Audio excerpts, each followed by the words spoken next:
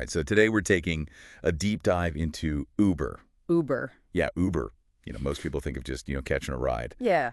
But we're going way beyond that today. Yeah. We've got some pretty in-depth reports and articles here. Yeah. Really covering Uber's history, and it's pretty wild. It's fascinating how a company that most people use just to, get from point A to point B Right. has been embroiled in so much controversy, especially in its early days. Yeah, that's what we're going to unpack today. We're talking about, aggressive business tactics, ethical gray areas, Yeah. some straight-up scandals. Absolutely. So if you use ride-sharing or you're just interested in business, Yeah. how Yeah. businesses work, especially this gig economy world, Mm-hmm. get ready for some eye-opening stuff. I think what's really fascinating about Uber is that it gives us a window into the challenges that come with trying to regulate these new technologies that just completely disrupt entire industries. Yeah. It's a much bigger picture than just ride sharing. Yeah. Yeah, okay, so let's start at the beginning. Okay. With Uber's early strategy, it was almost like their motto was, seek forgiveness, not permission. Oh, yeah. They would just launch in cities without even getting regulatory approval. Absolutely. I mean, how bold is that? It's that whole ethos of disruption that you see so much in the tech world, right? Yeah. Move fast and break things. Right. But as we'll see with Uber, sometimes that can clash with laws and just basic fairness. Yeah. Yeah, and it's not just theoretical. They actually, back in 2014, told their drivers in California to just completely ignore rules about airport pickups. Really? And they even promised to cover any fines that the drivers got. So they were almost encouraging law breaking in a sense. It was like they were daring the authorities to come after them. That brings up a question for me and maybe for anyone who's listening as well. Yeah. Does this pursuit of innovation, of being disruptive, does that give companies a free pass to potentially harm others? Yeah. What about the taxi drivers who were following the rules all along? It really makes you think about the cost of progress. Mm-hmm. And, speaking of pushing the boundaries, we have to talk about the Uber files. Oh, yeah. That massive document leak from 2022. Right.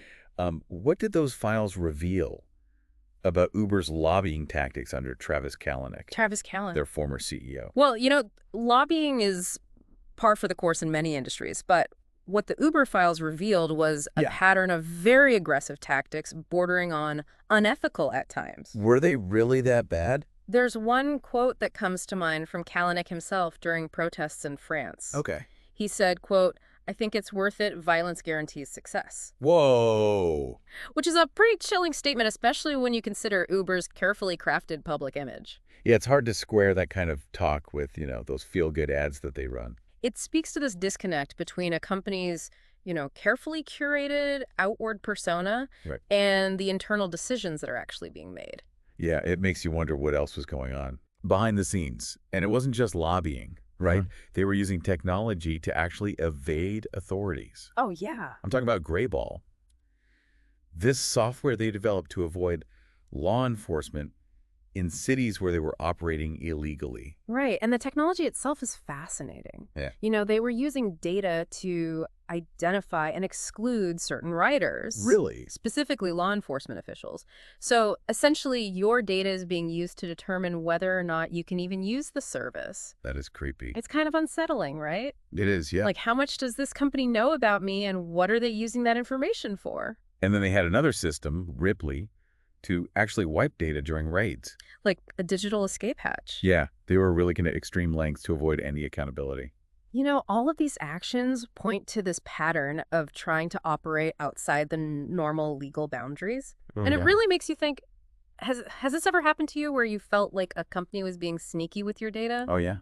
Trying to hide something? Absolutely. Well, this is a prime example of that. Yeah. On a grand scale. Wow. So in case it makes you wonder if all the sneaking around is worth it, you know? It does. And it brings us to another big controversy around Uber. Yeah.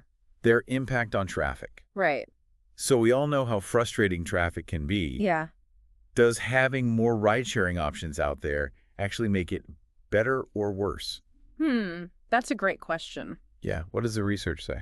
Well, it's not as simple as a yes or no answer. Okay. Because some studies have shown that ride-sharing actually increases traffic, Okay. while others suggest that it can work in tandem with public transit. It kind of depends. It does depend on the context. Okay.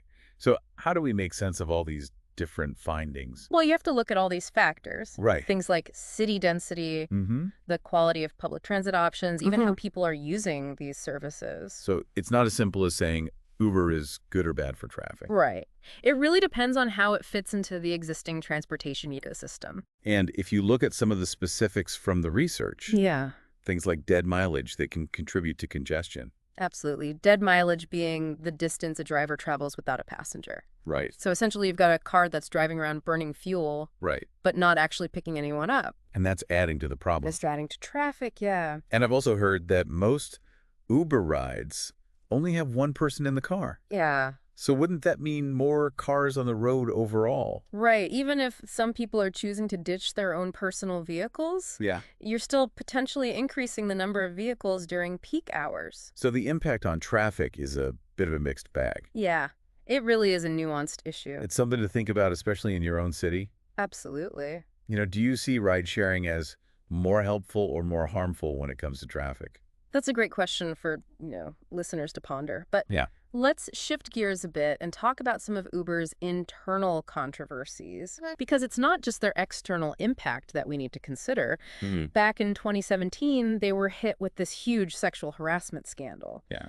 And it took a brave engineer named Susan Fowler to speak out and blow the whistle. Her story was so powerful.